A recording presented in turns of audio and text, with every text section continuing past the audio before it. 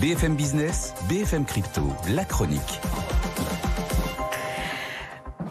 Antoine, il faut être très clair, ça a été très compliqué sur les cryptos. On est passé quand même à deux doigts du crack. Oui, alors effectivement, on descendait tout droit vers les 56 000 $, les plus bas de début mai. Là, on s'est quand même bien rattrapé à 61 000 ce matin. Mais encore une fois, on a de très gros coups de pression, et notamment sur le Bitcoin. À noter que ce sont les autres cryptos qui avaient accusé un petit peu le coup, qui se tiennent quand même un petit peu mieux. L'Ether du côté des 3 400 $, l'XRP s'effrite un petit peu du côté des 47 cents.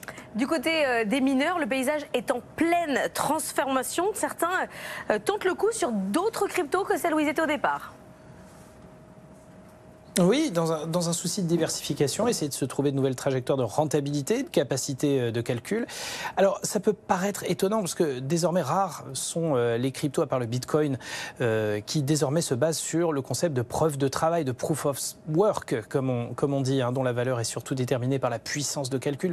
Tout le monde a commencé par l'Ether, tant plutôt aller vers la proof of stake, la preuve d'enjeu, par le consensus des validations. Mais dans ce cas-là, le minage devient moins essentiel.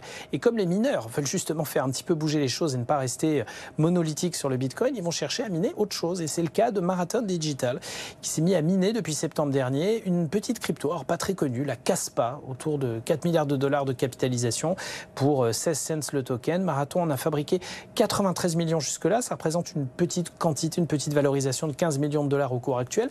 Mais le groupe a déclaré qu'il allait continuer et augmenter ses capacités, notamment au troisième trimestre, en doublant ses capacités en la matière, en passant de 30 à 60 pétahash de capacité pour profiter des dynamiques de croissance du Kaspa qui dépasse largement le Bitcoin en performance sur un an, plus 50% de hausse contre 40 pour la reine des cryptos.